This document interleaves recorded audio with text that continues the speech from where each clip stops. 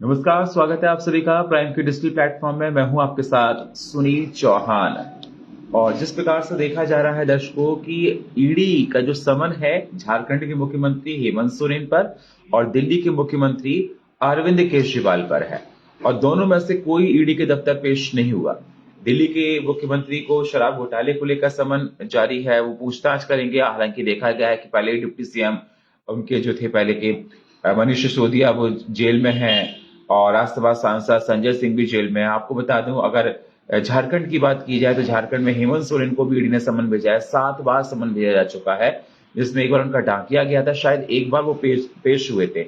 और अगर अरविंद केजरीवाल की बात की जाए तो उनको 3 बार समन भेजा जा चुका है ईडी पूछताछ के लिए, जिसको लेकर लगातार ये देखा जा रहा है कि अरविंद केजरीवाल अपनी बात कर रहे हैं, हेमंत सोरेन अपनी बात कर रहे हैं, दोनों पर ईडी की रडार लटकी हुई है।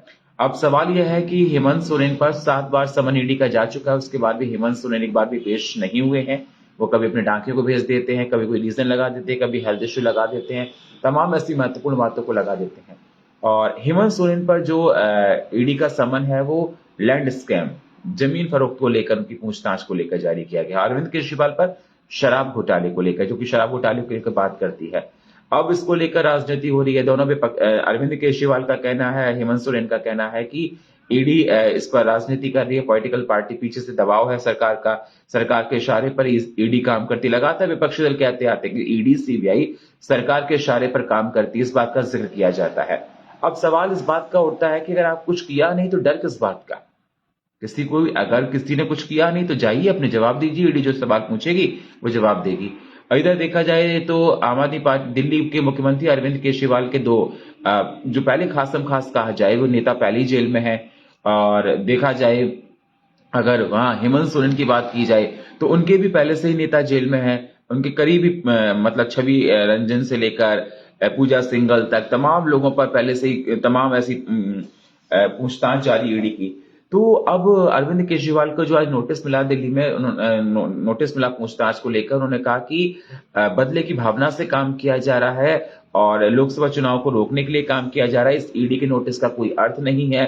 इस प्रकार की बयानबाजी करे अरविंद केजरीवाल के साथ साथ उनके कैबिनेट के मंत्री भी, चाहे वो सौरभ भारद्वाज या ऋषि मरलेना, उनका कहना है कि सौरभ भारद्वाज का कहना है कि ये नोटिस इसलिए भेजा गया है कि लोकसभा चुनाव में अरविंद केजरीवाल आगे जाकर चर्चा ना कर पाए, प्रचार ना कर पाए। इसको लेकर ही तैयारियां की जा रही है ईडी की तरफ से, और सरकार ये करा रही। लगातार जब भी ईडी का कोई सम्मन भेजा जाता है पूछताछ के लिए तो सरकार पर सवाल उठा दिए जाते हैं ईडी के माध्यम से। ऋषि मरलेना का कहना है कि अगर जो ईडी सवाल जवाब लिख कर दे, क्या उससे पूछे जाएंगे, ये सब किए जाएंगे, तमाम ऐसी बातें निकल कर सामने आ रही हैं। उधर अगर झारखंड के मुख्यमंत्री हेमंत सोरेन की बात की जाए, उनको भी ईडी का समन जारी किया गया है। तो झारखंड के मुख्यमंत्री भी ईडी के समन पेश होने के बाद, हालांकि उन्होंने एक दिन पहले विधायी दल की बैठक की है, उसमें ये भी कयास निकलकर सामने आ रहे थे कि अगर वो जेल में चले जाते हैं, उन पर कोई गिरफ्तारी होती है तो उनकी वाइफ है वो मुख्यमंत्री बनेंगी झारखंड की। ऐसी बहुत सारी बातें सामने निकल कर आ रही थी। लेकिन झारखंड के मंत्री भी लगातार ये कह रहे हैं कि केंद्र सरकार के कहने पर ये सब किया जा रहा है। अब इसमें कितनी सच्चाई है, लेकिन सवाल इस बात का उठता है कि अगर आपने कुछ किया नहीं तो आपको डर किस बात का? अगर ईडी आपको बुला रही है, आप जाइए, अपने सवालों के जवाब दीजिए, और जो कुछ होगा अगर अपने सवालों के जवाब दीजिए। लेकिन आखिरकार समझ में नहीं आता कि अरविंद केजरीवाल को और हेमंत सोरेन को ईडी का डर क्यों लग रहा है? ये सवाल है, जनता पूछ रही है। और फिलहाल प्राइम के डिजिटल प्लेटफॉर्म में इतना ही। बाकी खबरों के लिए आप बने रहिए हमारे साथ और देखते रहिए प्राइम न्यूज।